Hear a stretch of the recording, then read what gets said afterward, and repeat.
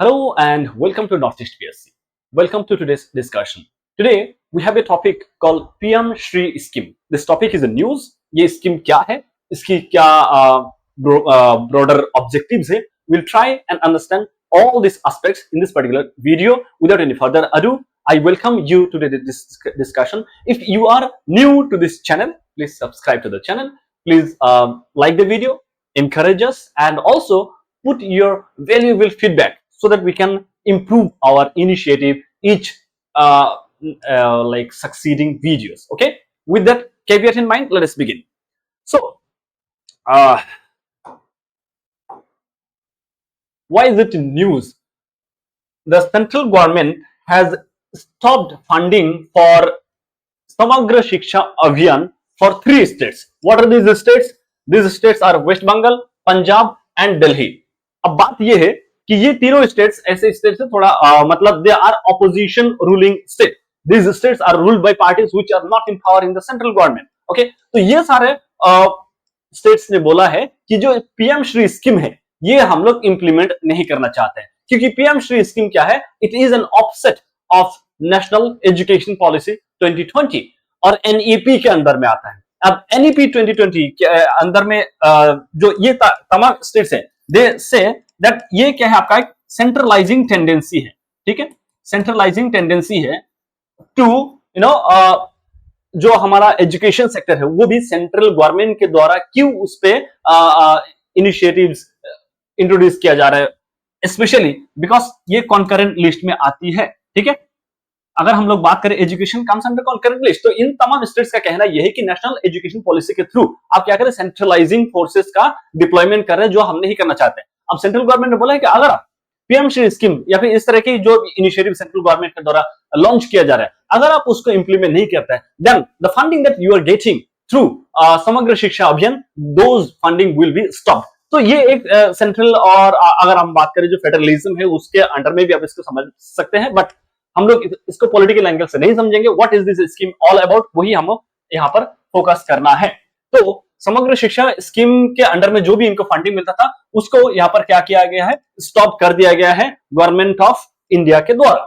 अब ये जो समग्र शिक्षा अभियान है, इसका एक बहुत इंपॉर्टेंट जो आपका एस्पेक्ट है वो ये है कि जो राइट टू एजुकेशन एक्ट जो 2009 में आया था उसको क्या करता है? आपका फैसिलिटेट करता है थ्रू दिस स्कीम. तो समग्र शिक्षा की अगर हम बात करें, दिस फंड्स, इसको भारी मात्रा में फंड्स मिलते सेंट्रल गवर्नमेंट में के तरफ से. अगर ये फंड सेंट्रल गवर्नमेंट की तरफ से मिलना बंद हो जाता है, then it will be a big blow to these states. Okay, so ये हो गया आपका व्हाई इज द न्यूज, ये हम लोगों ने देखा. अब ये स्कीम, अगर हम लोग पीएम श्री स्कीम की बात करें, इस स्कीम की है क्या? What is this scheme all about? So इसके तहत ये कोशिश किया जाता है कि 21st सेंचुरी स्किल्स जो भी हमें जरूरत है, सबसे पहला जो चीज आता है, this is technological know how. So all our future generation should be equipped with technological knowledge to such an extent that they stand in global competition. तो 21st सेंचुरी में सर्वाइव करने के लिए या फिर उसमें आप मान लीजिए कि एक्सेलेंट साबित होने के लिए जो भी चीजों की जरूरत होता है उसको हम लोग इनकलकेट करने की कोशिश करेंगे through this PM Shri scheme. Okay, so the scheme will provide high quality education in equitable, inclusive environment that takes care of the diverse background, multilingual needs and different academic abilities of children. तो यहाँ पर ये नहीं कि सिर्फ rote learning पे focus नहीं किया जाएगा, एक स्टूडेंट की जो ओवरऑल जो आपका डेवलपमेंट है, ठीक है, उन तमाम चीजों के ऊपर फोकस करने की कोशिश किया जाएगा through this particular scheme. These are the intended aims or stated goals of this particular scheme. Okay, so ये जो स्कीम है, इस स्कीम के तहत ऐसे स्कूल्स बनाया जाएगा जहां पर एक पर्टिकुलर स्टूडेंट के हर एक ऑलराउंड डेवलपमेंट को क्या किया जाए? आपका नर्चर किया जाए, कैटर किया जाए.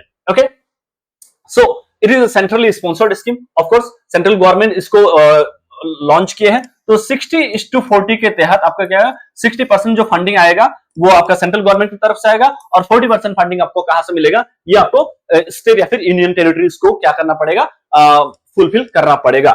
This is the scheme all about with respect to PM Shri scheme. ठीक है, इसके अलावा इसका क्या क्या फीचर्स है इसको हम लोग देखने की कोशिश करते हैं. So it will improve, it will focus on improvement of school infrastructure. आज के डेट में जो सबसे बड़ा जो हम लोग को कभी भी हम लोग सरकारी स्कूल की अगर हम बात करें, the first and foremost complaint that we have is the inadequate infrastructure of our government school. तो वो इंप्रूव करना बहुत जरूरी है, ठीक है। उसके अलावा क्या है, early childhood care and education, जिसका हम लोग बाल वाटिका कहते हैं, foundational literacy and numeracy.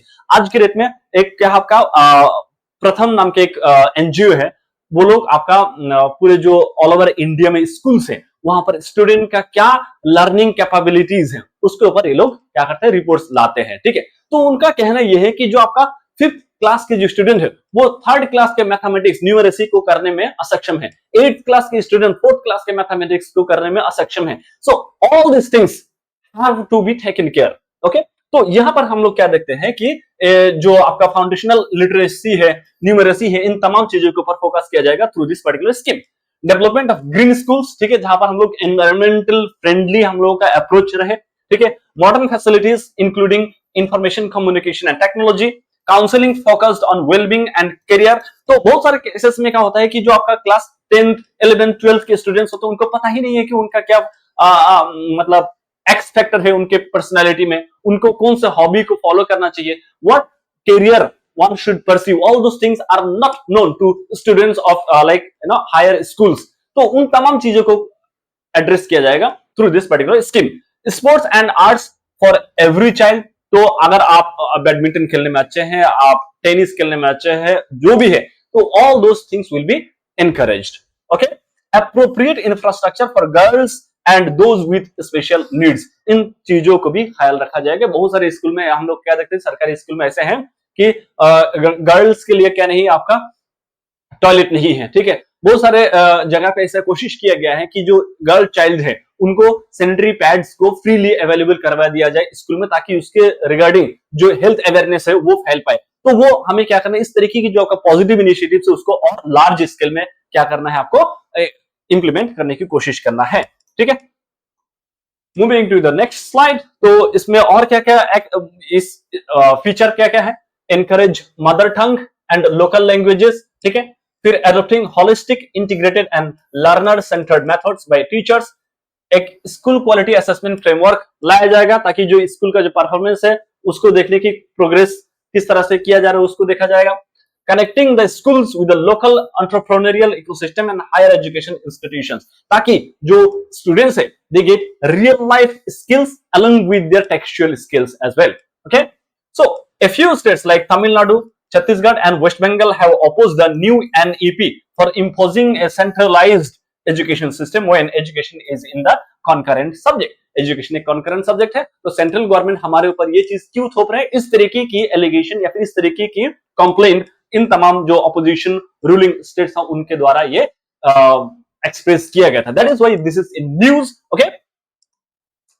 Moving to the next slide, okay. तो what about the procedure for selecting the schools. तो अगर कोई भी स्कूल ऐसा है तो इंडिया में सारे स्कूल को तो पीएम श्री स्कीम के अंदर में इंक्लूड नहीं किया जाएगा, तो कुछ स्कूल्स को ही इंक्लूड किया जाएगा। वो सारे स्कूल्स को कैसे हम सिलेक्ट करेंगे, तो उसके लिए कुछ प्रोसीजर्स है।